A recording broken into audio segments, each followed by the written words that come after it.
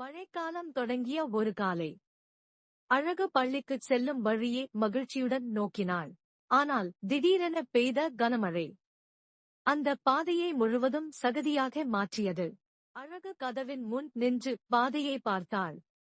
பள்ளிக்குச் செல்ல முடியாத வருத்தம் அவளின் கண்களில் தெரிந்தது. அதை கவனித்த தாத்தா அருகே வந்து, பாப்பா, மழை தடையாகாது என்று மெதுவாக ஆறுதல் கூறினார். அடுத்த நாள் காலையில் தாத்தா ஒரு சிறிய மரப்பாலம் செய்து அழகுக்கு காட்டினார். அதை பார்த்த அழகின் முகம் ஒளிந்தது. பிரச்சனைக்கு தீர்வு கிடைத்த மகிழ்ச்சி. அவள் அந்த மரப்பாலத்தை வைத்து சகதி குட்டைகளை தாண்டி சந்தோஷமாக நடந்து சென்றாள்.